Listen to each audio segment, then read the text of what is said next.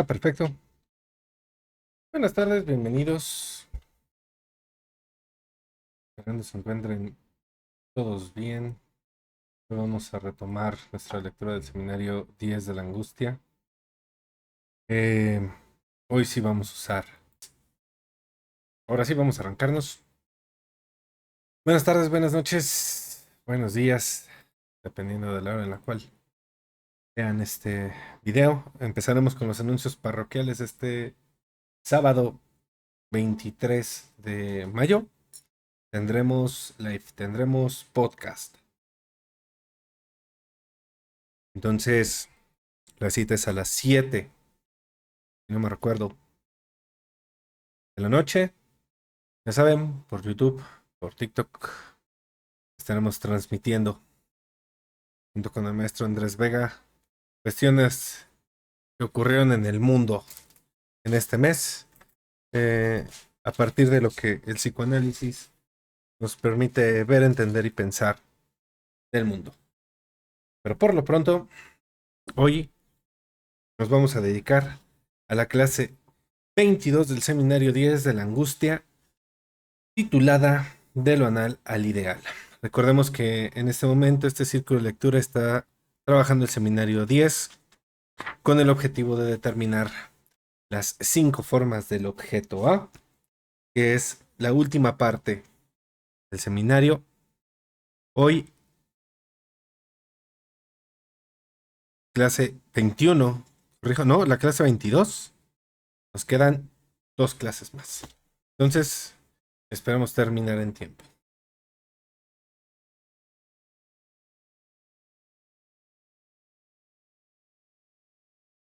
Lacan abre. La definición que persigo este año ante ustedes de la función del objeto A tiende, de acuerdo con la observación que alguien me hizo tras mi último discurso, a oponerse a la concepción abramánica. Me refiero a Abraham, el psicoanalista, que vincula el objeto y sus mutaciones a estadios.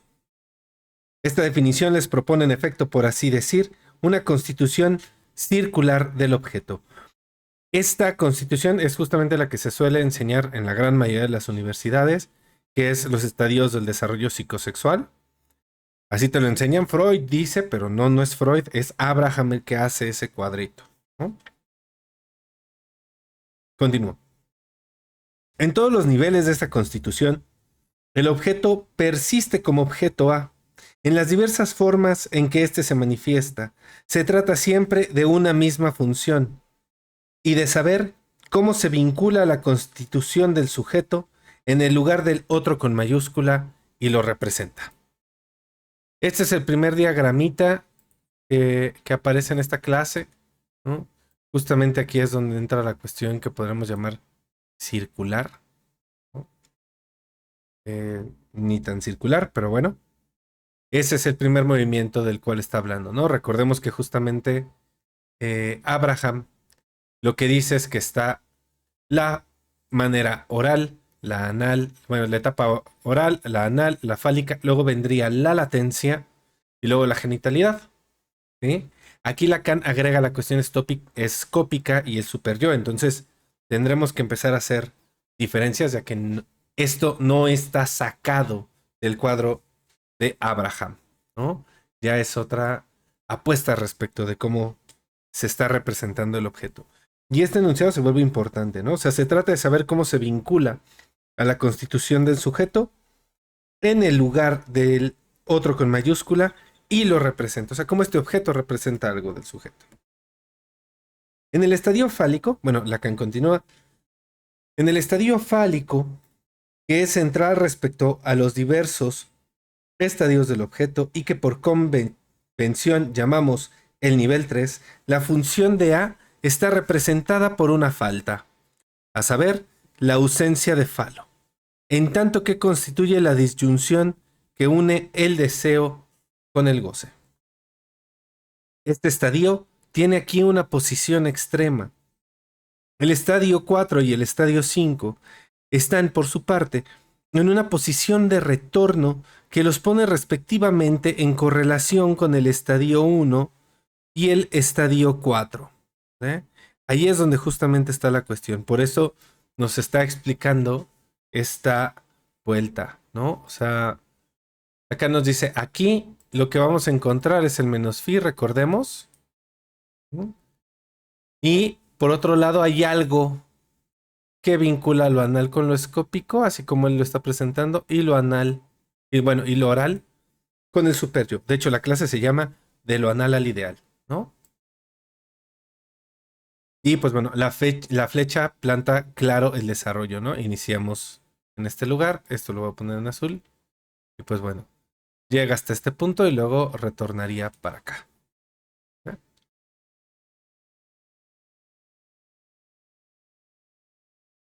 Todos conocen, y este pequeño esquema solo está destinado a recordárselos, los vínculos del estadio oral y de su objeto con las manifestaciones primarias del superyo.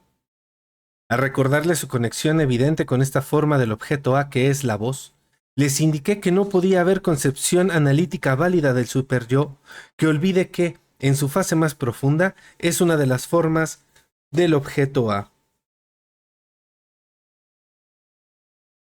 Por otra parte,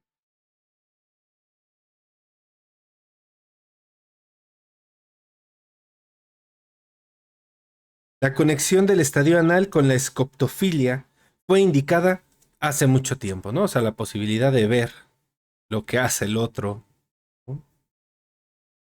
Los secretos del otro, la intimidad del otro, etcétera.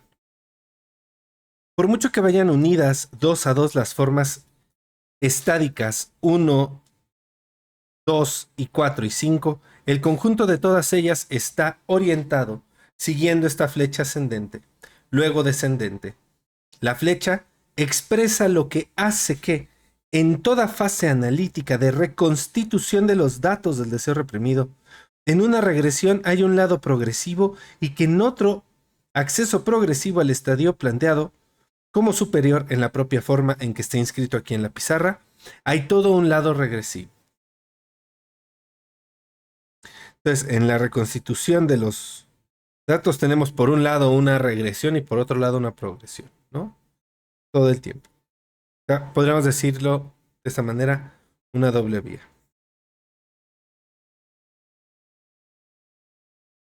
Una vez recordadas estas indicaciones para que sigan presentes en su mente durante mi discurso de hoy, ahora voy a seguir. Como les dije la última vez, se trata de explicar la función en la constitución del deseo anal, de cierto objeto que es, si ustedes quieren, la mierda, para llamarlo por su nombre. Después de todo, es privilegio del análisis en la historia del pensamiento haber hecho emerger la función determinante de este objeto displaciente en la economía del deseo. Les hice observar la última vez que, respecto al deseo, el objeto A se presenta siempre en función de causa, y es posiblemente para nosotros, si ustedes me siguen, el punto raíz donde se elabora en el sujeto la función de la causa. La forma primordial de la causa es la causa de un deseo. Qué fuerte denunciado. La causa, para subsistir en su función mental, necesita siempre la existencia de una alianza entre ella y su efecto. Esta alianza es tan necesaria que para poder seguir pensando causa allí donde correría el riesgo de ser colmada, necesitamos hacer que subsista un velo sobre el determinismo estrecho, las conexiones a través de las cuales actúa la causa. Es lo que ilustré la última vez mediante el ejemplo del grifo. O sea, se vuelve muy difícil, por decirlo de esta manera.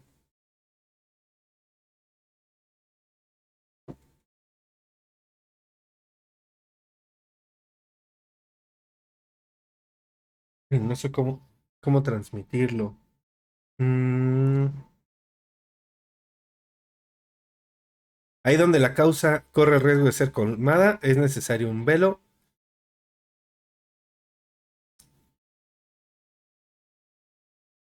Lo voy a decir de esta forma.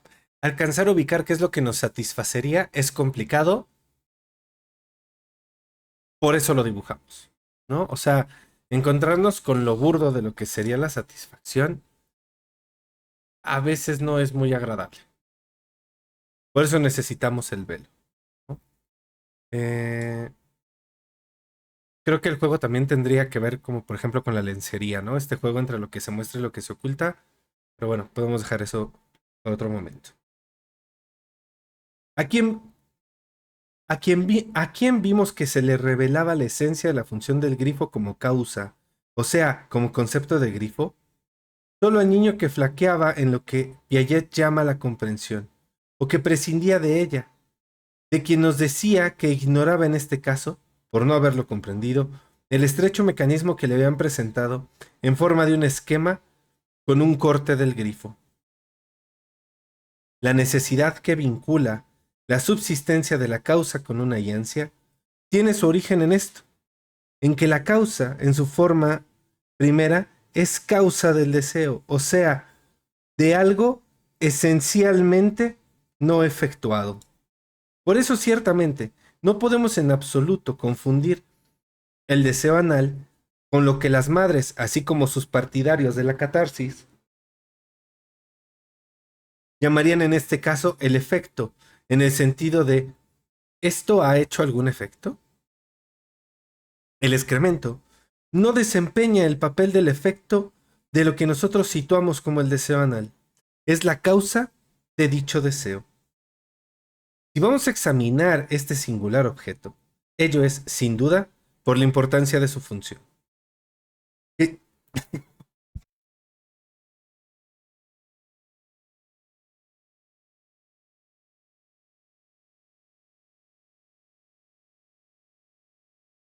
Está.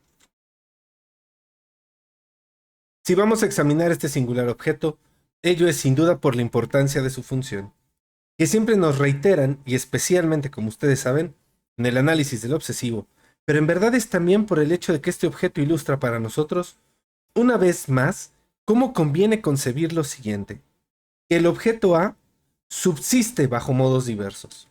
En efecto, a primera vista, lo anal se sitúa un poco aparte respecto de los otros modos.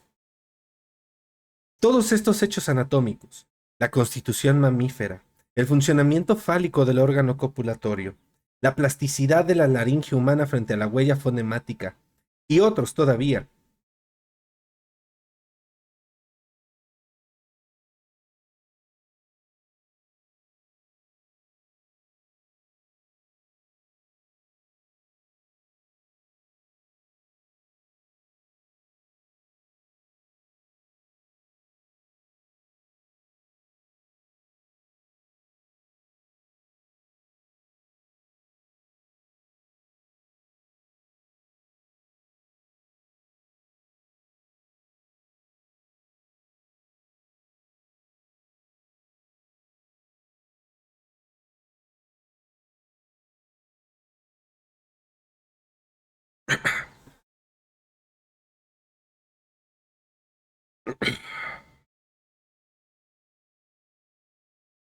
la plasticidad de la laringe humana frente a la huella fonemática, y otros todavía, desde el valor anticipatorio de la imagen especular hasta la prematuración neonatal del sistema nervioso que les recordé en estos últimos tiempos, uno tras otro, para mostrarles cómo se conjugan con la función A.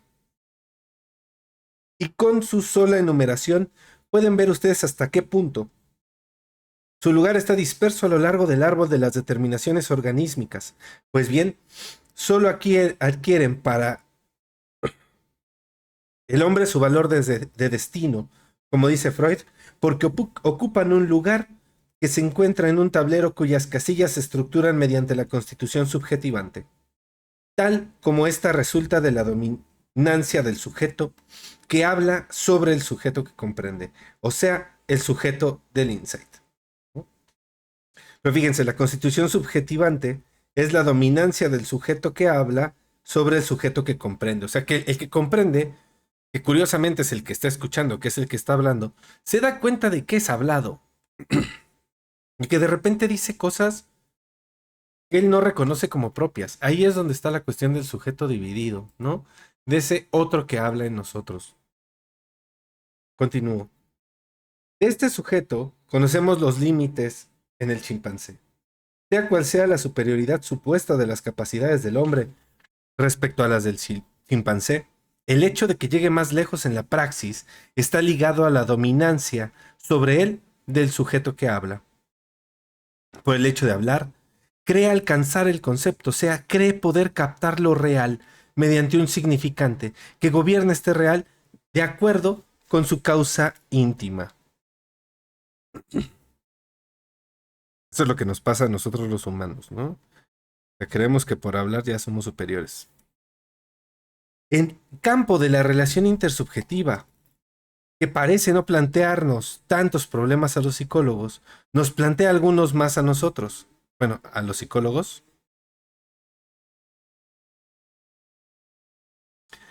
Por poco que pretendíamos dar cuenta de la forma en que la función del significante se inmiscuye originalmente en esta relación, las dificultades son tales que nos conducen a una nueva crítica de la razón y sería una necedad propia de escolares ver en ello una recesión cualquiera del movimiento conquistador de dicha razón. Esta crítica, en efecto, situará de qué modo la razón está ya tejida en el dinamismo más opaco en el sujeto. Allí donde se modifica aquello que él experimenta como necesidad bajo las formas del deseo, siempre más o menos paradójicas en cuanto a su supuesta naturalidad. Esta sería la crítica que el psicoanálisis podría aperturar. Así es como la nueva crítica, la razón de la que hablaba, revela, en lo que les he mostrado, ser la causa del deseo. Tener que añadir a esta revelación que la noción de causa revela también ahí su origen, ¿es pagar un precio demasiado elevado? ¿Es esto hacer psicologismo con todas las consecuencias absurdas que comporta en cuanto a la legalidad de la razón? No, no es esto lo que hacemos, porque la subjetivación en cuestión no es psicológica ni desarrollista. A estos accidentes del desarrollo que acabo de enumerar, a las particularidades anatómicas de las que se trata en el hombre, siempre se le añade el efecto de un significante cuya trascendencia es, pues, evidente respecto al mencionado desarrollo.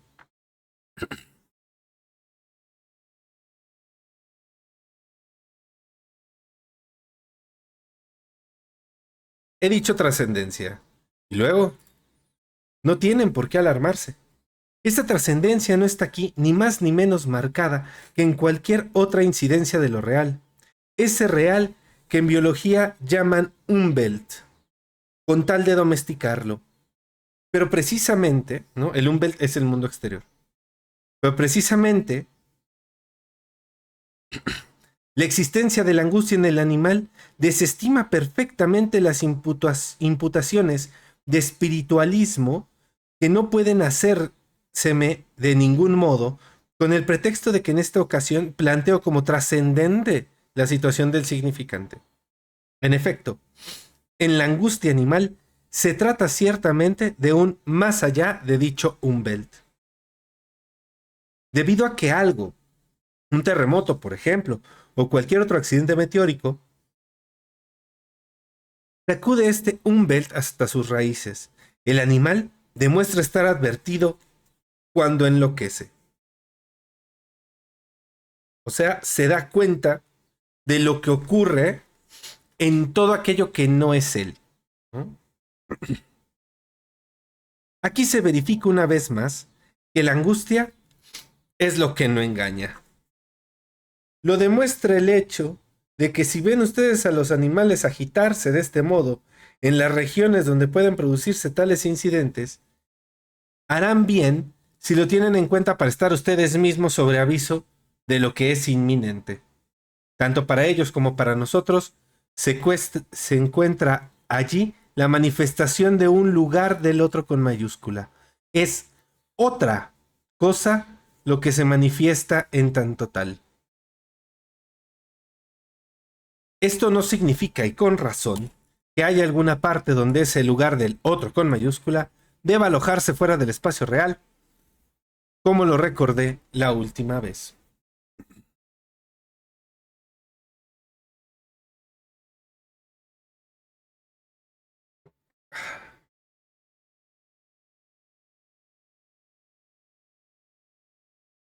Ahora entraremos en la particularidad del caso en que el excremento puede acabar funcionando en aquel punto determinado por la necesidad en la que se encuentra el sujeto de constituirse, en primer lugar, en el significante. ¿Por qué estos objetos son importantes en la historia del sujeto? Por la forma en la cual lo constituyen, lo subjetivan. O sea, alrededor del excremento hay toda una suerte de relaciones y dinámicas sociales. Ahí es donde justamente está el asunto, ¿no? Evidentemente hay un juego que está arreglado y que esas reglas quedan atravesadas por la forma en la cual se vinculan los individuos no solo con los objetos, sino con los otros mediante los objetos. Continúo. La cuestión es importante, porque aquí, quizás más que en ninguna otra parte, reina una sombra de confusión. Al tratar de lo anal, se suele creer que nos acercamos más a la materia, nunca mejor dicho, o a lo concreto.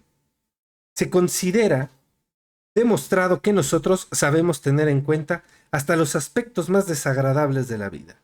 Se felicitan de que sea ahí y no en el empíreo donde nosotros buscamos el dominio de las causas. Resulta divertido captar toda esta temática en la introducción de Jones a un artículo de sus Selected Papers, cuya lectura les recomiendo muchísimo porque vale oro. El artículo en cuestión se titula Madonna's Conception Through Ears, la concepción de la Virgen a través de la oreja.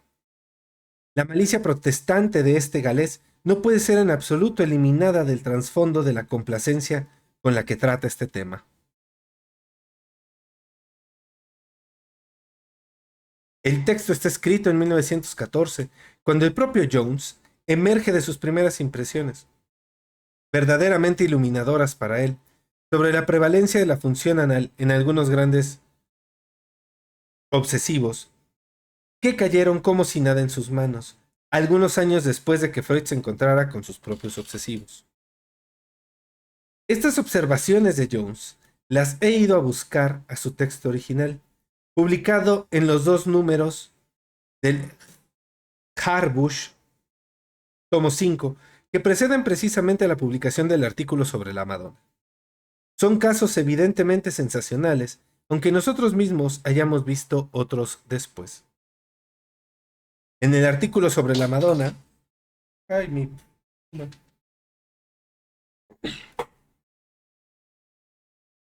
En el artículo sobre la Madonna, Jones aborda enseguida el tema diciéndonos que es muy bonito eso del soplo fecundador, que tenemos huellas de eso en todas partes, en el mito, en la leyenda, en la poesía. Que no hay nada más bello que el despertar del ser cuando pasa el aliento del eterno, pero que él, Jones, sabe un poco más del asunto. Es decir, que su ciencia es todavía reciente. Pero en fin, está entusiasmado, así que nos mostrará de qué clase de viento se trata. Se trata del viento anal. Tal como nos lo dice Jones, la experiencia demuestra el interés en este punto. Supone que el interés es el interés viviente, el interés biológico. El interés que el sujeto, tal como se descubre en el análisis, tiene por sus excrementos, por la mierda. Y aquí es donde viene el acento, por lo que produce, ¿no? Lacan dice la mierda que produce. Y que dicho interés está infinitamente más presente, es más evidente, más dominante, que la preocupación que tendría muchas razones para tener por su respiración, la cual parece, según dice Jones, no llamarle mucho la atención. ¿Por qué? Porque la respiración es habitual. El argumento es débil. El argumento es débil en una disciplina en la que luego no se ha podido dejar de advertir la importancia del ahogo, de la dificultad respiratoria, en el establecimiento original de la función de la angustia. Decir que el sujeto viviente, incluso humano, no está advertido de la importancia de esta función es un argumento inicial que sorprende, tanto más cuanto que ya por entonces se había descubierto algo muy adecuado para destacar la posible relación de la función respiratoria con el momento fecundo de la relación sexual. La respiración, bajo la forma del jadeo paterno-materno, formaban parte, ciertamente, de la primera fenomenología de la escena traumática, hasta el punto de entrar en la esfera de lo que podía resultar de ella como teoría sexual infantil.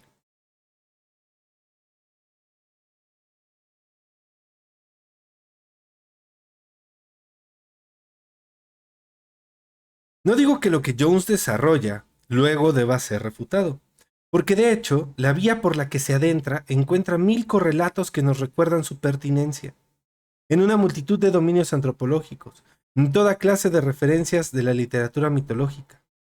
Se encuentra, por ejemplo, la función de este soplo inferior hasta en los Upanishad, donde se precisaría con el término apana, que Brahma engendró en particular a la especie humana con el viento de su trasero. ¿Verdad? Si se remiten ustedes a este artículo, verán que la extensión misma de estas referencias sobre el tema llega hasta la difluencia, lo cual demuestra de por sí que no es en absoluto convincente, ni mucho menos. Pero para nosotros, esto no es sino un estímulo más para preguntarnos, ¿por qué desempeña la función del excremento un papel tan privilegiado en la modalidad de la constitución subjetiva que calificamos de deseo anal?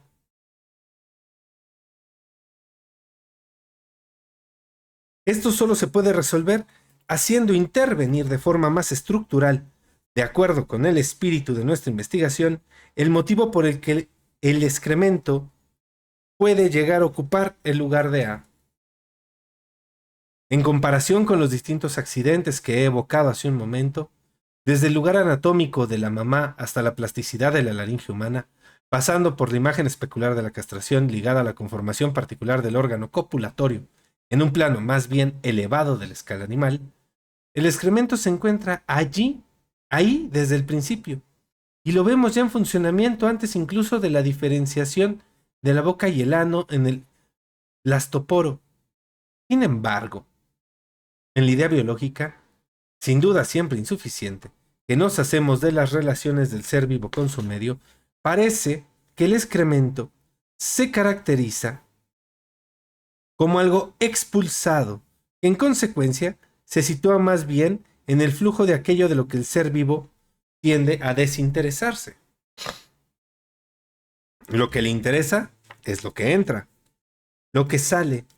La estructura parece implicar que no tienda a retenerlo. Parece indicado, en consecuencia, a partir de estas consideraciones biológicas, preguntarse exactamente por qué vías acaba adquiriendo el excremento la importancia subjetiva que tiene en el ser humano. En lo que se puede llamar la economía viviente, se puede constatar, por supuesto, que el excremento sigue teniendo su importancia en el medio. A veces, en determinadas condiciones, lo satura hasta el punto de hacerlo incompatible con la vida. Otras veces, para otros organismos, adquiere una función de soporte en el medio exterior. Hay toda una economía de la función del excremento, economía intraviviente e interviviente. Esto tampoco está ausente del campo humano. He estado buscando en vano en mi biblioteca para mostrarles aquí. Se ha perdido como el excremento un librito admirable, como muchos otros de mi amigo Aldous Huxley, titulado Adonis y el alfabeto. Bajo este título prometedor, encontrarán ustedes un soberbio artículo sobre la organización industrial de la recuperación del excremento. Nivel urbanístico, en una ciudad del oeste americano. Esto solo tiene un valor de ejemplo, pues ocurre en muchos otros lugares, además del de la industria de, además de en la industria americana, o bueno, América. No pueden sospechar ustedes todas las riquezas que pueden reconstituirse solo con ayuda de los excrementos de la masa humana. Por otra parte, no está fuera de lugar recordar a este respecto lo que cierto progreso de las relaciones interhumanas, esas human relations, tan de moda después de la última guerra, ha podido llevar a cabo durante dicha guerra, a reducir masas humanas enteras a la función de excrementos. Esta es una cosa bien curiosa. Cuando ¿Cómo ubicar el fascismo? Porque hay un discurso que sostiene que ciertas formas de existencia deben de ser desechadas.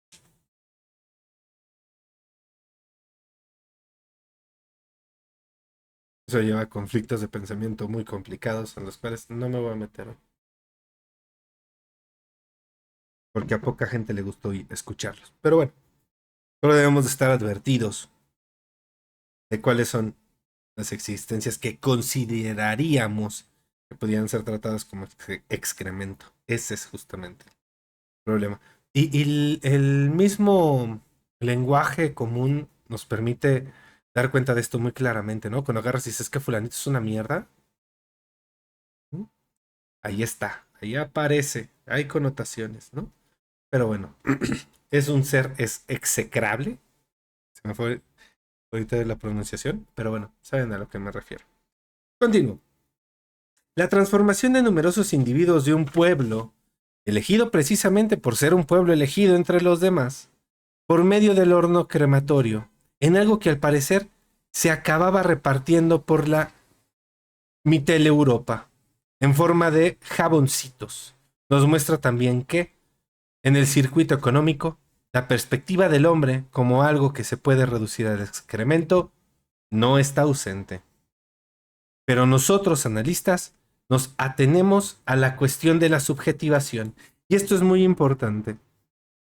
Yo por eso sostengo que uno no hace activismo en el consultorio. Más uno tiene prohibido hacer activismo en el consultorio.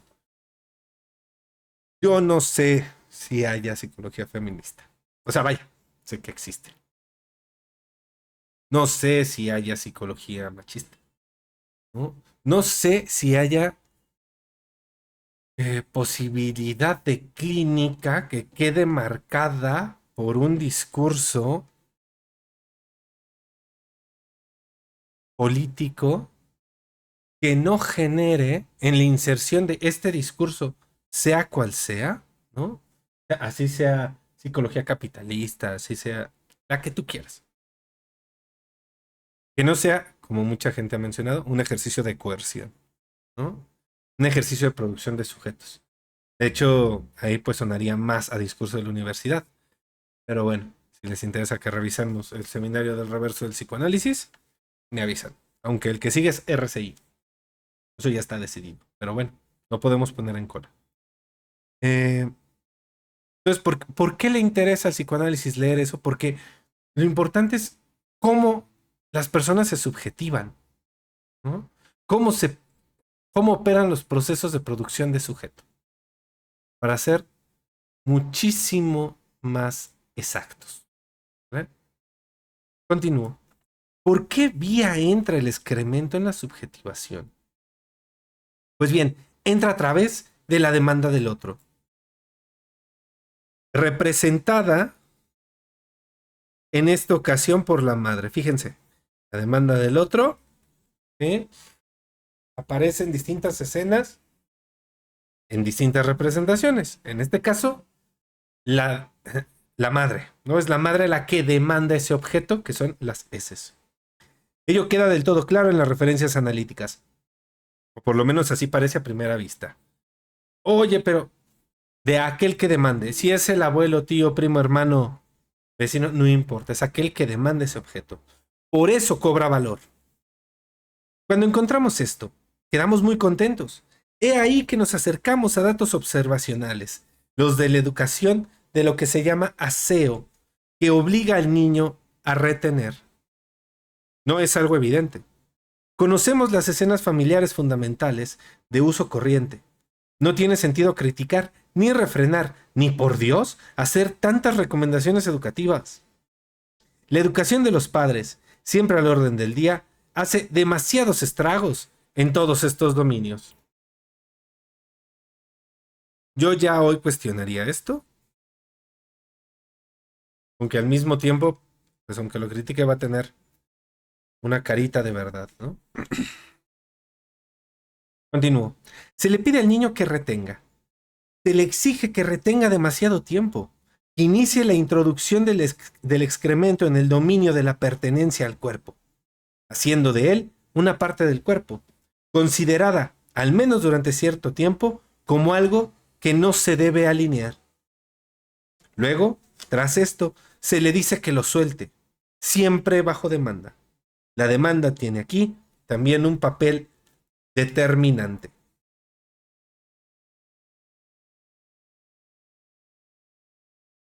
Esta parte que el sujeto siente,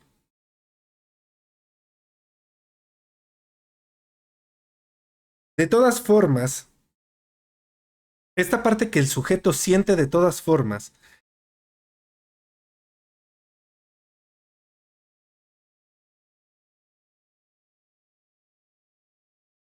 cierta aprensión de perder, resulta entonces por un instante reconocida. Es elevada a un valor muy especial. Es como mínimo valorizada porque aporta a la demanda del otro su satisfacción, aparte de que se acompaña de todos los cuidados conocidos. Las cosas obtienen valor para alguien por una relación. Grábenselo en la cabeza.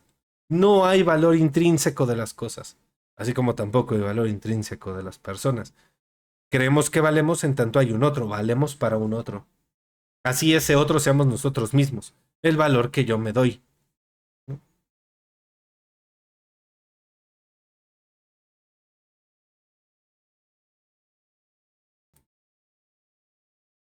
No solo el otro con mayúscula la prueba, le muestra atención, sino que añade todas esas dimensiones suplementarias que no es demasiado necesario evocar. En otros dominios, esto es física recreativa. El olor, incluso la limpieza del trasero, dotada, como todos saben, de efectos erógenos indiscutibles. Ellos se hacen tanto más evidentes cuando sucede que una madre sigue limpiándole a su hijo el trasero hasta la edad de 12 años. Esto se ve todos los días. Hoy hasta tienen un nombre específico, ¿no? Pero bueno. Todo esto parece indicar que mi pregunta inicial no es tan importante y que vemos muy bien de qué modo adquiere la caca con facilidad la función de aquello que llamé, Dios mío, el agalma.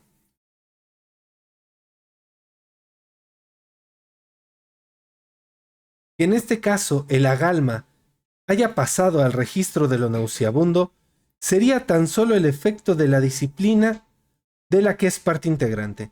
Sin embargo, todo esto no les permite a ustedes en absoluto dar cuenta satisfactoriamente de la amplitud de los efectos vinculados a la relación agalmática de la madre con el excremento de su hijo.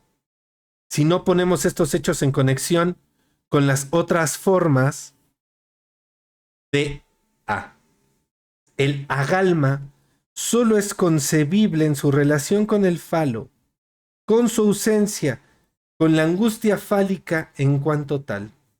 En otros términos, si el A excremencial se ha puesto al alcance de nuestra atención, es en tanto que simboliza la castración. Ándale. Panje es esa. Continúo. Yo sostengo que no podemos comprender nada de la fenomenología de la obsesión, tan fundamental para toda nuestra especulación, si no captamos, de un modo mucho más íntimo, motivado y regular de lo que lo hacemos habitualmente, el vínculo del excremento, no solo con el menos fi,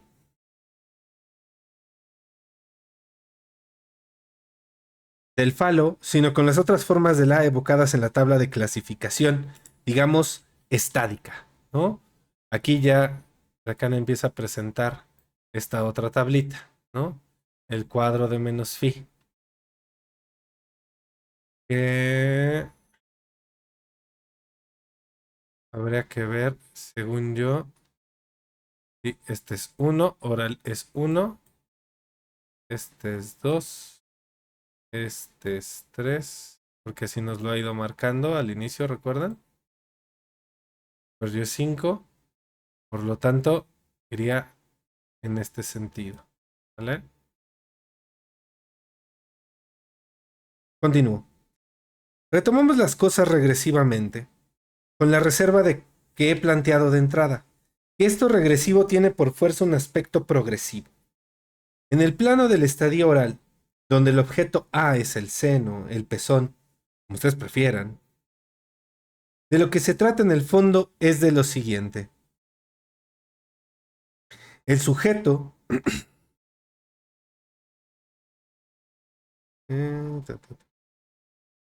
el sujeto que se constituye en el origen y alcanza su terminación también en el mandamiento de la voz, no sabe, no puede saber hasta qué punto él mismo es aquel ser adosado al pecho de la madre, como bajo la forma del seno, tras haber sido el parásito que hundía sus vellosidades en la mucosa uterina como placenta. No sabe, no puede saber que el seno, la placenta, es la realidad del límite de A respecto del otro. Cree que A es el otro y que cuando se ocupa de a lo que se enfrenta es al otro con mayúscula, a la madre. Por el contrario, en el nivel anal, tiene por primera vez la oportunidad de reconocerse en un objeto.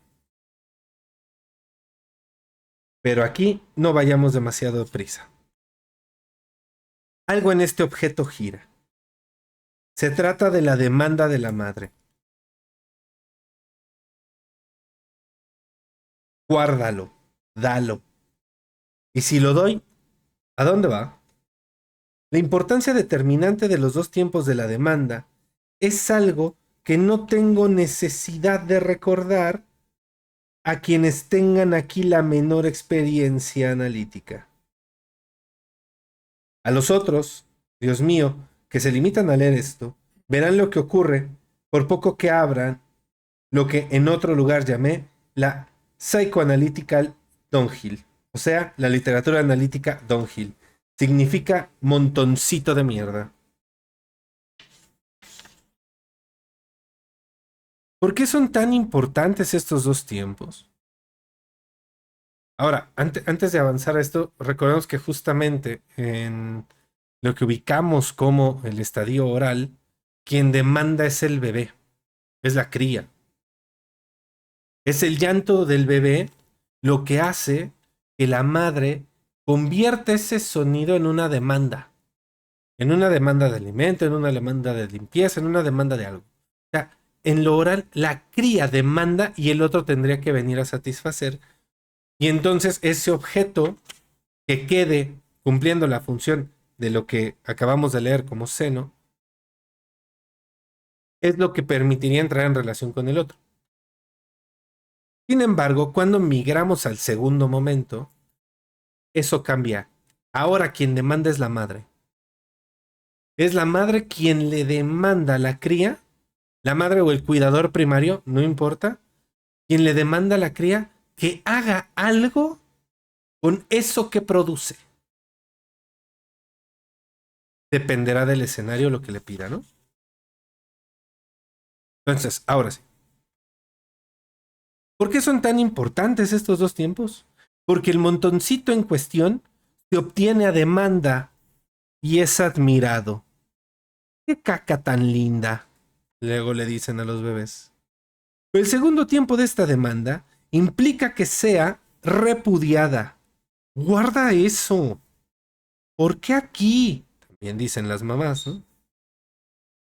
Porque esta linda caca, de todos modos, se le enseña al niño que no debe de mantener demasiadas relaciones con ella, salvo por la vía bien conocida que el análisis reconoció igualmente de las satisfacciones sublimatorias.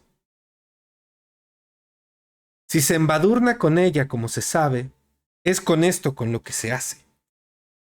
Se prefiere de todos modos indicarle que más vale hacerlo con otra cosa. ¿Mm? Todos nos ha tocado un momento de la vida en el cual hemos quedado embarrados de mierda. O embarrados en nuestra propia mierda. Ahí está el dicho común, el dicho coloquial.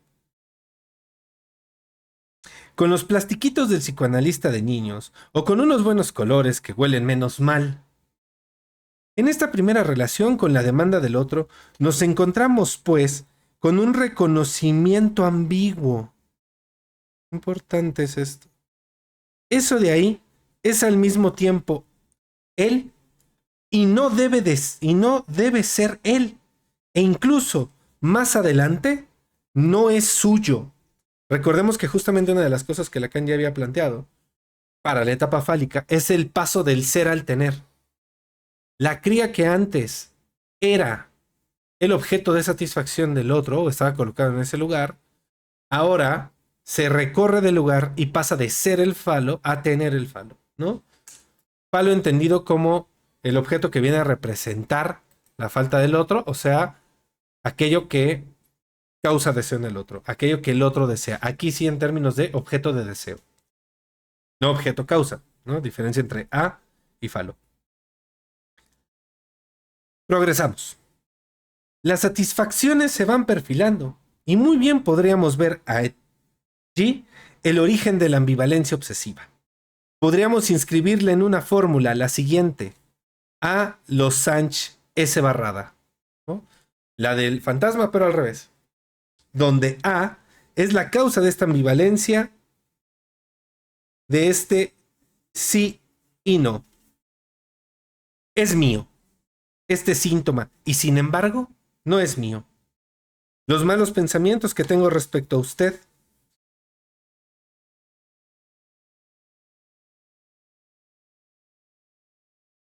El analista, evidentemente yo se los indico, pero en fin, de todas formas no es cierto que yo lo considere a usted como una mierda. En suma, vemos dibujarse aquí todo un orden de causalidad.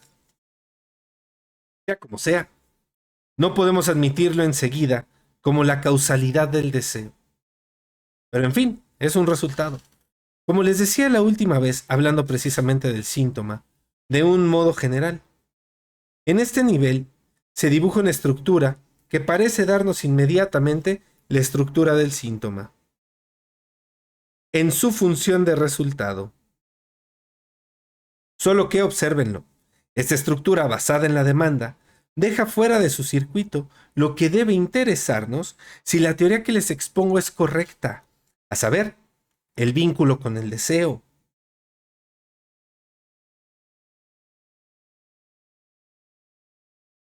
Se puede pensar, pues, que la introducción de otra dimensión externa ajena a la del deseo, y en especial la del deseo sexual, hará pasar a un segundo plano, barrerá lo que aquí tenemos en una cierta relación donde el sujeto se constituye como dividido, ambivalente, en relación con la demanda del otro. De hecho, no es así en absoluto. Sabemos ya por que el deseo sexual no lo barre ni mucho menos. Es que por su misma duplicidad, el objeto podrá simbolizar maravillosamente, al menos mediante uno de sus tiempos, aquello de lo que se tratará en el advenimiento del estadio fálico, a saber, el falo, en tanto que su desaparición, su afanasis.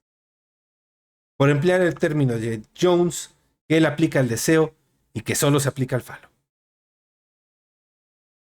Hace en el hombre de intermediario de la relación entre los sexos. Fíjense, aquí ya aparece la fuente de lo que años después se convertirá en el no hay relación sexual, porque pues el falo no media nada, ¿no? Pero bueno, en algún momento se llegará ya. La evacuación del resultado de la función anal, en tanto que exigida, tendrá todo su alcance en el nivel fálico como imagen de la pérdida del falo.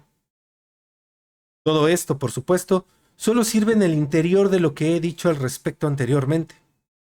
Con solo pensar que algunos pudieron estar ausentes y no lo oyeron, me siento en la obligación de recordarles una vez más lo esencial del tiempo menos phi, que es central en el siguiente esquema, ¿no? Y ahora sí llegamos al cuadro de menos phi, donde justamente podemos ver cómo hay un cambio y los elementos que están aquí mediando, fíjense, deseo X del otro, luego viene goce del otro y luego viene deseo del otro, ¿no? Porque aparte aquí hay un juego, ¿no? Demanda del otro. Del en el sentido de que es de él y en el sentido que lo que se desea es a él. O de lo que se goza es de él. O lo que se demanda es a él. ¿Sí? Esta variabilidad donde entonces los enunciados operan con este desliz que al mismo tiempo habla de la agencia de un sujeto y de la recepción de un objeto es bien importante, ¿no? Porque es lo que permite estos giros en las escenas sintomáticas, en los discursos, que alguien en una escena aparezca realizando una acción de manera activa y que en otra aparezca realizando esa acción de manera pasiva. Pero la escena realiza la misma acción. Lacan continúa, ¿no? Fíjense, aquí está el cuadrito. Lo siguiente que dice es, les ruego que retengan estas fórmulas. ¿Eh? Angustia a deseo X del otro o deseo por el otro. Huella, demanda del otro. Deseo, angustia menos phi, goce del otro. Imagen, potencia del otro. Voz A, deseo del otro. Vamos a ir viendo cómo Lacan trabajará esto en las siguientes dos clases. Debido al menos phi, ¿no? Y aquí podemos ver el menos phi está justamente en medio del cuadro. Debido al menos phi, el momento de avance del goce del otro, en su movimiento hacia el goce del otro, comporta la constitución de la castración como prenda de su encuentro. O sea, para poder encontrarme con el goce del otro hay que pagar con castración. Bueno, la dirección hacia ella. Dicho de otra manera, el hecho de que el deseo macho, y ya aparece deseo macho, encuentre su propia caída antes de la entrada en el goce de la pareja femenina, e incluso el hecho de que el goce de la mujer se aplaste para retomar un término tomado de la fenomenología del seno y del lactante en la nostalgia fálica, implica que la mujer se ve exigida, diría que casi condenada, a no amar al otro macho, más que en un punto situado más allá de aquello que la detiene a ella también en cuanto deseo, que es el falo. A este más allá se apunta en el amor. Es, digámoslo bien, ya sea transverberado por la castración, ya sea transfigurado en términos de potencia. El otro macho no es el otro, en tanto que se trataría de estar unido al otro con mayúscula. Todos estos otros son con mayúscula. El goce de la mujer está en ella misma. No se une con el otro. Está muy fuerte. Esta función central, llámenla obstáculo si ustedes quieren, pero no es en absoluto obstáculo. Es el lugar de la angustia, de la caducidad del órgano. Recordemos la de tumescencia del órgano fálico, ¿no? Del pene. En tanto que da cuenta, de forma distinta en cada lado, de lo que se puede llamar la insaciabilidad del deseo. Solo gracias a este repaso vemos la necesidad de las simbolizaciones que con este fin se manifiestan tanto en la vertiente histérica como en la vertiente obsesiva. Hoy estamos en la segunda de estas vertientes. Debido a la propia estructura evocada, el hombre solo está en la mujer por delegación de su presencia.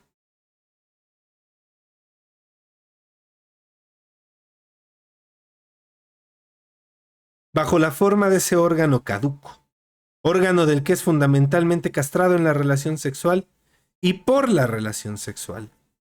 Hablar aquí de don no es sino metáfora. Es demasiado evidente que el macho no da nada, la mujer tampoco.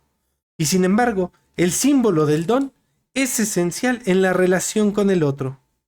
El don es el acto supremo, se ha dicho.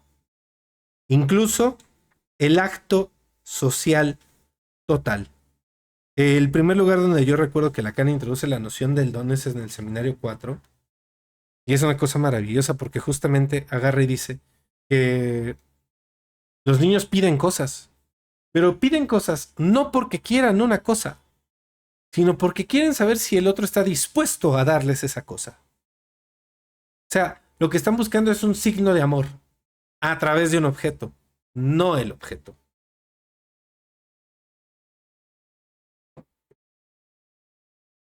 No es que yo quiera esto, es que quiero saber si aún estás dispuesto a amarme y a consentir, ¿no? Todo el juego de las pruebitas de amor, sin importar el lugar, ¿no? Porque justamente esa es la figura del regalo, o sea, el don es un regalo, es un dar. No es un ceder, no es un intercambiar, es un dar. El otro está dispuesto a darme como acto de amor, porque no es lo mismo saldar una deuda que intercambiar favores. Ahí no hay amor, ¿no? Puede haber acuerdo, que es otra cosa. Prosigo. Nuestra experiencia nos ha hecho comprobar desde siempre que la metáfora del don está tomada de la esfera anal. Desde siempre se ha visto que el escíbalo, para empezar a hablar más educadamente, es en el niño el regalo esencial, el don de amor. A este respecto,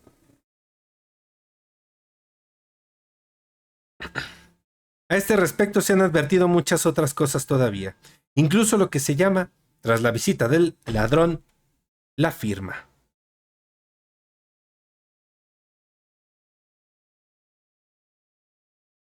Bien conocida por todos los policías y los libros de la medicina legal.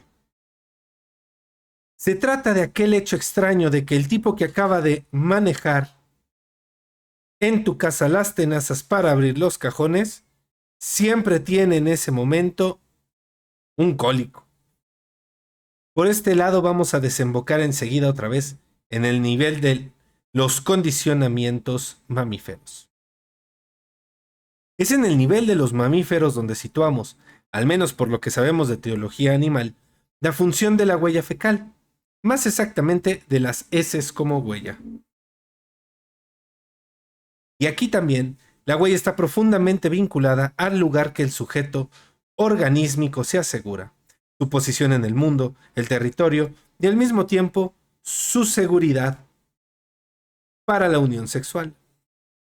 Ahora hay publicaciones que han difundido suficientemente este fenómeno por el que el hipopótamo, sin duda, o incluso, porque esto no se limita a los mamíferos, el petirrojo se siente invencible en los límites de su territorio. Pero una vez franqueado el límite, de pronto hay un viraje y curiosamente se vuelve tímido. La relación de este límite con la huella fecal ha sido advertida hace mucho tiempo en los mamíferos y debemos ver en ella por fuerza algo que prefigura en el trasfondo biológico la función de representante del sujeto que tiene el objeto A como fruto anal. ¿Mm? De reconocimiento del territorio propio, ¿no? ¿Vamos a conformarnos con esto? ¿Es esto todo lo que podemos extraer como cuestionamiento de la función del A en su relación con un determinado tipo de deseo, el del obsesivo? Hasta ahora, no hemos justificado ninguna otra cosa más que el sujeto instalado en sus límites, y dentro de estos límites, más o menos dividido. Estos límites se ven en la unión sexual, y en el hombre están singularmente reprimidos, pero tampoco el acceso ¿Qué le dan dichos límites a la función simbólica? Nos dice nada todavía de lo que está en juego y de lo que nosotros exigimos ahora, que es saber cómo este ocultamiento del objeto motiva la función del deseo. Las huellas de esto nos las da la experiencia. Aquí es donde vamos a dar el siguiente paso. Es también el paso esencial. Yo siento que ya revisamos un montón. Siento que está larguísimo.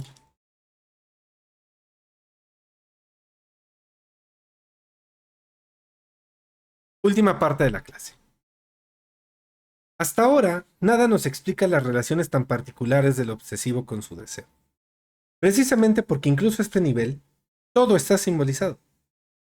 Tanto el sujeto dividido como la unión imposible. Resulta todavía más sorprendente que una cosa no lo esté, el propio deseo.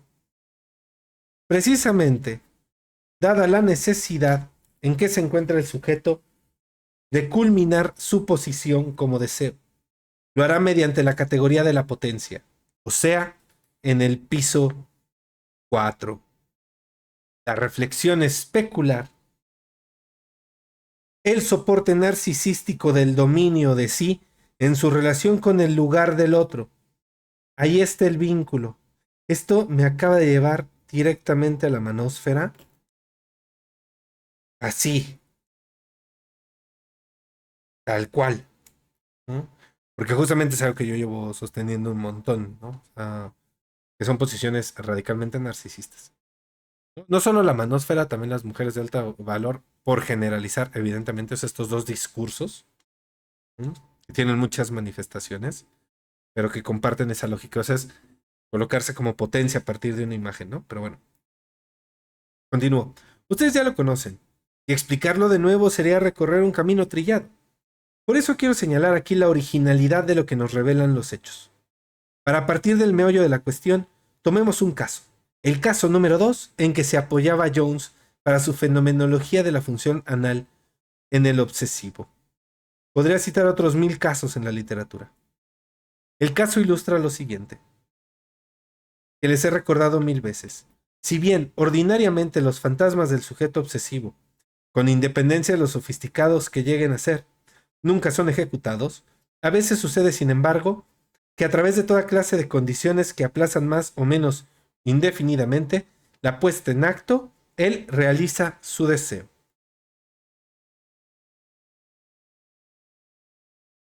Le da un montón de vueltas, pero lo consiguen. Mejor aún, a veces ocurre que los otros franquean por él el espacio del obstáculo. Ocurre que un sujeto que se desarrolla, y muy pronto, como un magnífico obsesivo, pertenece a una familia de disolutos. El caso en cuestión es uno de estos. Todas las hermanas, y son numerosas. La familia es numerosa, la madre, la tía, los distintos amantes de la madre, incluso creo, Dios me perdone, de la abuela, pisotearon a ese jovencito en torno a sus 5 años de edad. No por ello es menos obsesivo. Un obsesivo constituido, con deseos del único tipo que puede llegar a constituir. En el registro de la potencia, o sea, deseos imposibles. En el sentido de que haga lo que haga para realizarlos, él no se encuentra ahí. ¡Qué joya! En este registro el obsesivo nunca está al término de la búsqueda de su satisfacción. Recordemos la fórmula, el obsesivo busca un deseo imposible y la histeria busca un deseo insatisfecho. La cuestión que les planteo, tan viva y brillante en esta observación como en muchas otras, la encontramos en este artículo bajo la forma, también vívida y brillante, de la imagen evocada de un pececito. Este ictus, ¿no? Ixtis, también puede ser pronunciado, ¿no? Pero ictus, que me encuentro entre las manos, por así decir, y con dicha razón, lo encontrarán ustedes por todas partes en el campo del obsesivo, por poco que sea de nuestra área cultural, y no conocemos ninguna otra. Es el propio Jesucristo. Ixtus, ixtis. Se podría especular mucho sobre la especie de necesidad blasfematoria, nunca hasta ahora, debo decirlo, bien justificada en cuanto tal, que hace que un sujeto como este, al igual que muchos otros obsesivos, no puede entregarse a ciertos actos más o menos atípicos en los que se agota su búsqueda sexual sin fantasear con Cristo como asociado a ellos. Aunque el hecho ha estado a la vista desde hace tiempo, creo que no se ha dicho la última palabra al respecto. Si este fantasma es una blasfemia, es porque está claro que en esta oportunidad el Cristo es un Dios. ¿Verdad? Es un Dios para mucha gente, para tanta gente, incluso que es muy difícil desalojarlo de este lugar, aún con todas las manipulaciones, tanto de la crítica histórica como del psicologismo. Pero en fin, no es cualquier Dios. Déjenme dudar de que a los obsesivos del tiempo de Teofrastro, el de los caracteres, les divirtiera hacer participar mentalmente a Apolo de sus bajezas. Aquí adquiere su importancia el esbozo de explicación que creí que debía plantear de paso en su momento, que los dioses son un elemento de lo real, lo queramos o no, y aunque ya no tengamos con ellos ninguna relación, ello implica que, si todavía están aquí, es muy evidente que se pasean de incógnitos. Pero lo que les aseguro es que la relación del dios con el objeto de su deseo es distinta de la nuestra. He hablado de Apolo. Apolo no está castrado, ni antes ni después. Después le sucede otra cosa. Nos dicen que es Dafne quien se transforma en árbol. Es ahí donde nos ocultan algo. Nos lo ocultan. Es muy sorprendente, porque no nos lo ocultan. El laurel, tras la transformación, no es Dafne, es Apolo. Lo propio del dios es que una vez satisfecho, se transforma en el objeto de su deseo, aun si para ello tiene que petrificarse. En otros términos, un dios, si es real, da aquí, en su relación con el objeto de su deseo, la imagen de su potencia. Su potencia está allí donde él se encuentra. Esto es cierto respecto de todos los dioses, también de Elohim, de Yahvé, que es uno de ellos, aunque su lugar sea muy particular. Solo que entonces intervino algo de otro origen. Esto, llamémoslo por la ocasión, es históricamente cierto. Pero sin duda la verdad histórica debe ir un poco más allá, con el nombre de Platón. Platón solo nos dijo cosas que siguen siendo muy manejables en el interior de la ética del goce, ya que nos permitieron trazar la barrera que constituye lo bello respecto al bien supremo. Un segundo. Solo que, mezclado con el cristianismo naciente, esto produjo algo que se suele creer que se encuentra ahí desde siempre, y desde siempre en la Biblia, pero la cosa es indiscutible, y sin duda tendremos que retomarlo el año que viene, si todavía estamos todos aquí. ¿A qué se refiere con si todavía estamos todos aquí? Lacan está a nada de lo que él llamó la excomunión. Aquí ya está empezando a aparecer todo el embrollo a partir del cual van a expulsar a Lacan de la IPA. Por eso su siguiente seminario, que se supone iba a ser Los nombres del padre, no ocurre, solo tiene una clase. De hecho, si no me recuerdo, se encuentra como conferencia, una cosa así. Pero Lacan vota ese seminario, ya no lo da justamente porque lo excomulgan, y entonces cambia de localidad, no me acuerdo en qué lugar estaba, dando su seminario, y lanza el seminario de los 4 conceptos fundamentales del psicoanálisis, ¿sí? Donde justamente ya también aparece, va a empezar a aparecer la fundación de su escuela, ¿no? De la EFP, y todas estas cuestiones que tienen que ver con cómo Lacan hace frente a lo que él mismo llamó excomunión, ¿sí? O sea, Lacan ya se las veía en ese momento. Por eso a mí me parece que es más importante, al menos en Lacan, en Freud no tanto, pero también tener cierta idea de, de cuál es el contexto epocal en el cual está pensando algo, ¿no? Porque eso también nos permite ubicar hasta cierto grado con quiénes se está peleando, ¿no? Pero todo el tiempo Lacan se está peleando con alguien, ¿eh? Seguido. Si no es con la IPA, si no es con sus seguidores, o sea, todo el tiempo está peleándose en el buen sentido, a veces en el mal sentido, ¿no? Pero me refiero como a está dialogando todo el tiempo con él. Pero bueno, continúo, retomo con el texto. Esto que intervino es el fantasma del Dios omnipotente, lo cual significa el Dios potente en todas partes y al mismo tiempo el Dios potente para todo, en conjunto, pues es a esto a lo que por fuerza se tiene que llegar. Si el mundo va como va, es en razón de la potencia de Dios que se ejerce a la vez en todos los sentidos. Ahora bien, la correlación de esta omnipotencia con, por así decir, la omnividencia, nos indica suficientemente de qué se trata. Se trata de lo que se dibuja en el campo que está más allá del espejismo de la potencia. Se trata de esa proyección del sujeto en el campo del ideal, desdoblado entre, por un lado, el alter ego especular, el yo ideal, y por otro lado, lo que está más allá, el ideal del yo.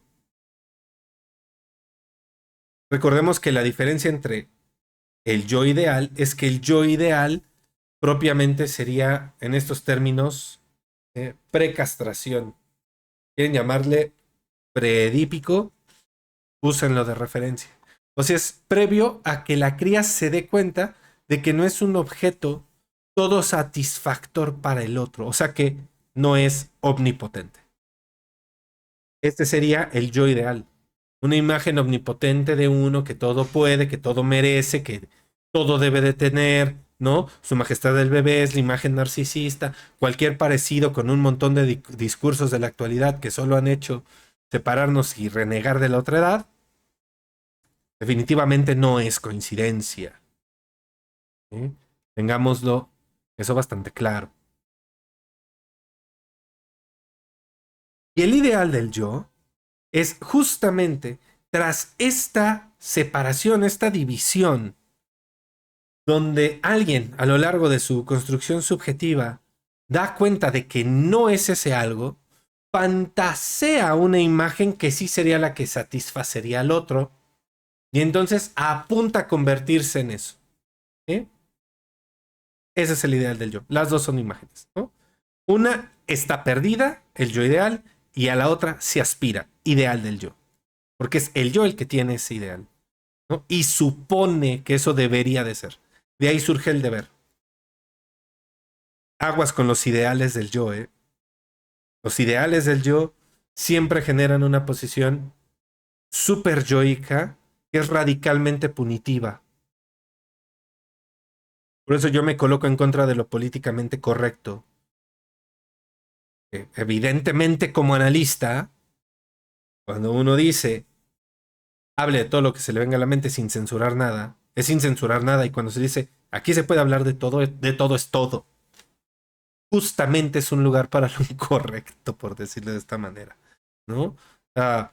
Y también para ver qué con eso, o sea, recordemos, la homosexualidad era incorrecta, y ahorita con todo lo que se viene en adelante, no me crean ni me hagan caso, o sea, estos vatos que quieren quitarle el voto a la mujer, eh, todo el rollo de la tercera guerra, toda esta situación, va a estar complicado. Pero bueno, siguen siendo cuestiones ideales. Entonces, evidentemente el ideal del yo tiene cierta correlación directa con el super yo, ¿no? Con lo que se articula como ley moral para un sujeto resultado de su propia historia, que no tiene que ver con la legalidad social, o sea, con lo legal de los abogados, ¿no? Por eso en psicoanálisis se habla de la ley del deseo. Pero bueno, ya me estoy perdiendo, regreso al texto. Allí donde se trata de recubrir la angustia, el ideal del yo adquiere la forma del todopoderoso. Y es donde el obsesivo busca y encuentra el complemento de lo que necesita para constituirse como deseo. O sea,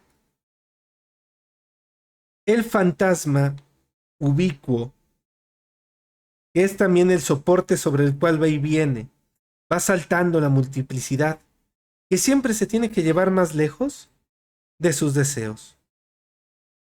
Lo que podría llamar los círculos más calientes del análisis.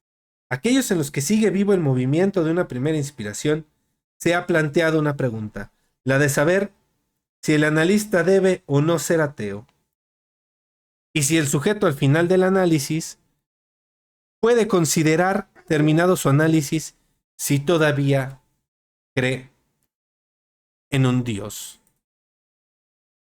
Y esta pregunta es importantísima, ¿eh? O sea, como si esa fuera una obligación. Y yo le respondo así de bote pronto, rápido, evidentemente no. ¿Alguien puede terminar un análisis y seguir siendo tan creyente y religioso como entró? Es más, puede ser que volverse creyente sea un efecto del análisis, porque es deseo del sujeto creer. Es más, puede ser que eso opere hasta como una intervención. ¿Por qué? Porque la estructura del caso te indica que se vuelve necesario que aparezca algo ahí como soporte para que sostenga al sujeto.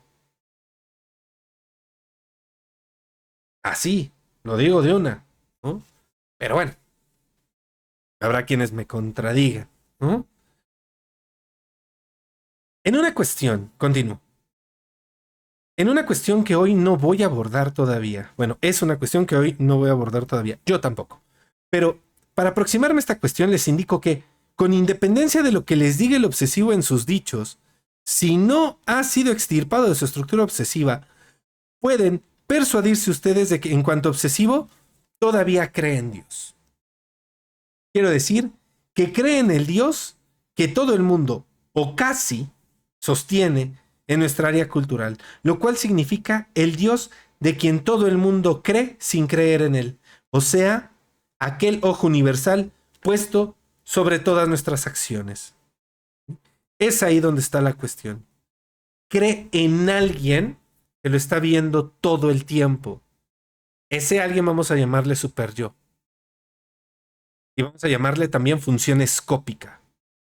Ahí es donde aparecen estos síntomas del ser mirado, en tanto la representación de una mirada que solicita algo del sujeto.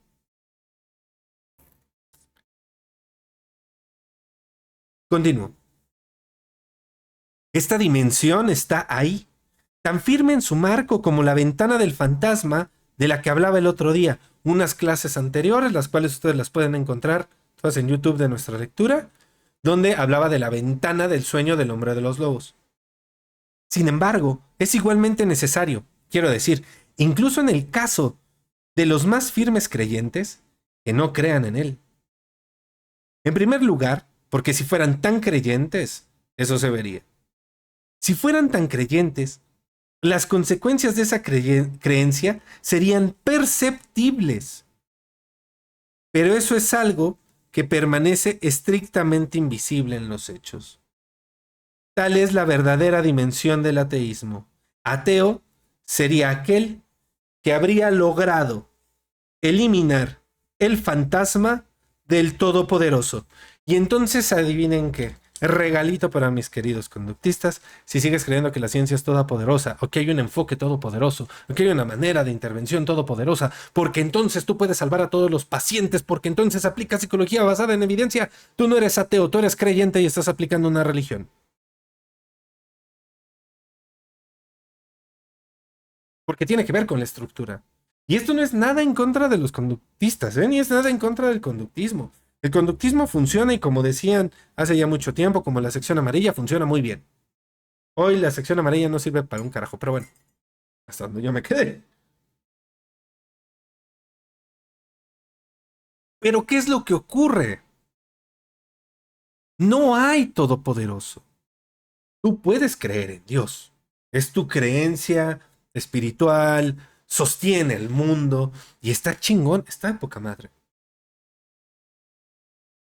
Pero, bueno, también a veces Dios falla, ¿no? Ocurre. A Dios también se le va.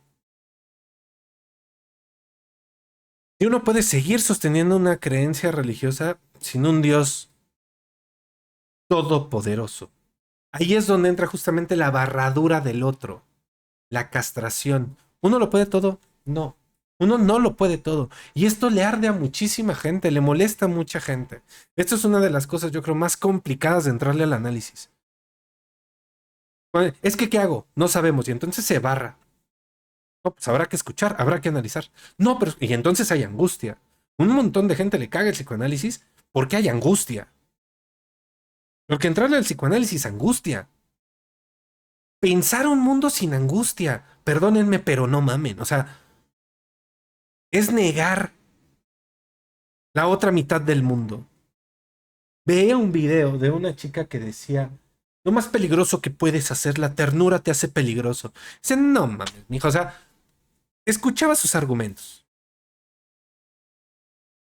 Y claro, la ternura es necesaria en la vida humana, es fundamental en la vida humana. Una de las características de la clínica atraviesa por la cuestión de la ternura. Pero de eso a pensar un mundo que es pura ternura, llegamos a esta imagen de un mundo feliz, ¿no? Un mundo donde todo es bueno, donde todo es bonito. Y decía un proverbio ahí oriental, ¿no? No tengo muy claro de dónde lo saqué, pero que toda luz genera una sombra. Así, ¿no? Y aparte, creo que está matemática y físicamente comprobado, toda luz genera una sombra. ¿Lo quieren en Derrida? El proceso de deconstrucción es entender que en la producción de un texto opera la metafísica de la presencia. Eso es, realizaste una selección de elementos, de ciertas representaciones para colocar en presencia y sus contrarios los montaste en ausencia. O sea, los sacaste de la imagen, los sacaste del texto. ¿En qué radica la deconstrucción? En volver a introducir esos elementos al texto para rearticular el texto con su presencia. O sea, si estás hablando con un ateo en términos religiosos, así el güey que dice no hay Dios, hay que meter la noción de Dios. Y si estás hablando con alguien que te dice hay Dios, tienes que meter la cuestión de no hay Dios. Justamente para producir un otro escenario. De eso va la deconstrucción. Aquel que ya está muy seguro de sus conclusiones, de sus caminos, de sus respuestas, no está deconstruido. Y esto no pasa por el ejercicio de decir, oh, sí, estamos en deconstrucción. No, güey. Hay un texto, hay un algo. No puedes estar deconstruyendo la vida. De hecho, hay todo un libro que se llama así, Deconstrucción o Análisis, editado por la Escuela Kenian Psicoanálisis, ¿no? Por ELP, si no mal recuerdo. Pero ahí es donde está la cuestión. Es que no alcanza con deconstruir. Deconstruir nos lleva a dar cuenta de cómo se produjo un texto. Y nos lleva a producir otros textos. Salir del marco. Derrida lo dice, no hay nada por fuera del texto. Judith Butler fue alumna de Derrida y adivinen con quién estudió Derrida. Un ratito. También se peleó, ¿no? O sea, Derrida se peleó con Lacan, pero bueno, ¿quién no se peleó con Lacan? ¿No? Entonces, ahí es donde está la cuestión. Alcanzar a ubicarle esa grieta en lo que creemos todopoderoso, todo absoluto, ¿no? O sea, de repente ocurre que los pacientes preguntan, les pacientes preguntan ciertas cosas y yo digo, no sé, ¿usted qué piensa? ¿Qué hago? ¿Yo qué voy a saber? Cuanto más brilla la luz, más oscura es la sombra. Cierto es. Ahí es donde están las cuestiones, ¿no? Pero bueno, el analista no sabe. No sabe de la historia del paciente, no sabe hacia dónde apunta su deseo, no sabe de antemano cuáles son las representaciones que sostienen el síntoma de alguien, pero debe de saber de un montón de análisis. Debe de saber de un montón de análisis, teorías, conceptos, mecanismos, operaciones. El analista sabe. Debe de saber, el analista no puede ser un ignorante. Opera desde la docta ignorancia. Dicho de otra manera, el analista debe de saber un chingo y en el consultorio debe de reconocer que no sabe, debe de poder darle lugar a su castración. Eso te angustia, vas y lo trabajas en tu análisis, es tu pedo. ¿Vieron cómo me encendí? Ya, me voy a calmar, voy a regresar al texto, vamos a acabar de una vez. Pero tomo a Lacan. Lacan dice, pues bien, un señor que se llama Voltaire, muy entendido en temas de revuelta antirreligiosa, se aferraba muy fuertemente a su deísmo, o sea, a la existencia del Todopoderoso. Diderot lo encontraba incoherente, y Voltaire, por su parte, consideraba por este motivo que Diderot estaba loco. No es seguro que Diderot no fuese realmente ateo, y a mí su obra me parece demostrarlo, dada la forma en que hace jugar el intersujeto en el otro con mayúscula. En sus principales diálogos, el sobrino de Rameau y Jacques el fatalista. Sin embargo, solo puede hacerlo dentro del estilo de la burla. En efecto, la existencia del ateo, en su sentido verdadero, no es concebible sino en el límite de una ascesis que vemos claramente que solo puede ser una ascesis psicoanalítica. Me refiero al ateísmo concebido como la negación de la dimensión de una presencia de la omnipotencia en el fondo del mundo. En el fondo, del fondo no hay fondo. En el fondo está la angustia, ¿no? Si lo quieren leer de otra manera. Ello no significa que a la existencia del ateo no le corresponda nada históricamente. Pero esto es de una naturaleza muy distinta. Su afirmación apunta precisamente a la existencia de los dioses en cuanto reales. No la niega ni la afirma. Apunta en esa dirección. El ateo de la tragedia, el ateo, me refiero a la tragedia isabelina que llevó este título, el ateo como combatiente y como revolucionario, no es quien niega a Dios en su función de omnipotencia. Es quien se afirma como alguien que no sirve a ningún Dios. Y este es el valor dramático esencial que aporta desde siempre su pasión a la cuestión del ateísmo. Pido disculpas por esta pequeña digresión que están ustedes en lo cierto, es tan solo preparatoria, ¿no? Lacan haciendo lo que siempre hace. Todo el tiempo se queda en la preparación, pinche Lacan. Pero bueno, ya ven a dónde nos ha llevado nuestro circuito de hoy. O sea, al vínculo profundo entre estos dos estadios, el 2 y el 4, lo anal y lo escópico, que enmarcan la imposibilidad fundamental, aquella que separa en el plano sexual el deseo y el goce. Tu modo de ir rodeando y encerrando la base imposible que da el obsesivo a su deseo nos ha permitido, a lo largo de nuestro análisis de hoy, ver cómo se va dibujando el hecho de que la relación del sujeto con un objeto perdido del tipo más repugnante muestra un vínculo necesario con la producción idealista más elevada. Dice por ahí que mientras más alto está alguien, más duro es la caída, ¿no? Lo mismo pasa con la idealización.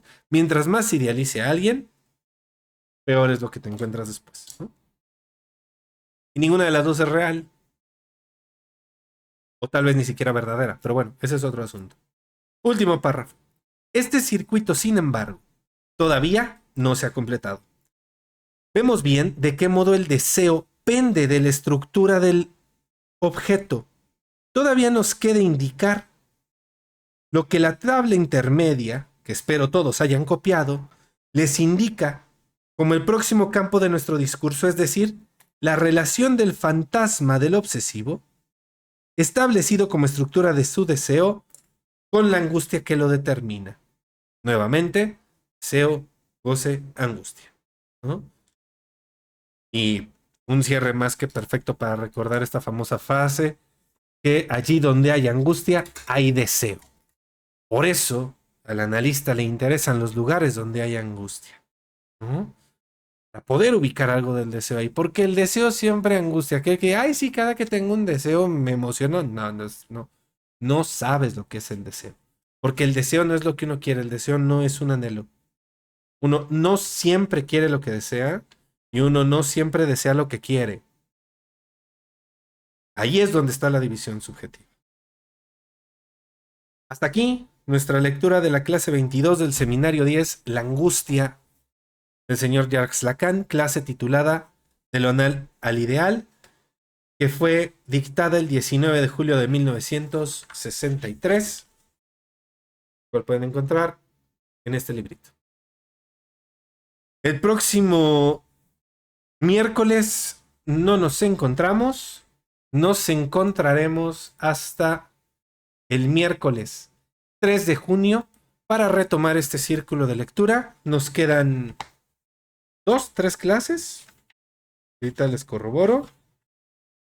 2 clases del seminario para terminar el seminario, tituladas de un círculo imposible de reducir al punto, algo que ya había venido trabajando en el seminario 9 de la identificación, del a los nombres del Padre, justamente la preparación para el siguiente seminario. ¿Sí? Y pues bueno, con 2 clases en el tintero, terminaríamos a mediados de junio la lectura de este seminario. Les recuerdo que ustedes pueden encontrar la repetición de todas nuestras transmisiones en el canal de YouTube. Nos encuentran en todas las redes como Leer a la Letra, o si gustan buscar un servidor, como Joaquín Pineda. Y en las redes estaremos avisando cuando me es posible, porque la verdad es que muchas veces se me olvida de todas las actividades.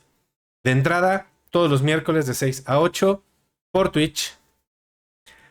Este círculo de lectura que encontrarán las reproducciones en el canal de YouTube. El sábado tenemos podcast por YouTube con el maestro Andrés Vega. Y pues bueno, no olviden dar like, suscribirse, compartir cualquier aportación de ese tipo que ayuda a este proyecto, que ayuda a este canal. Y sin más, dejamos hasta acá. Nos vemos la próxima.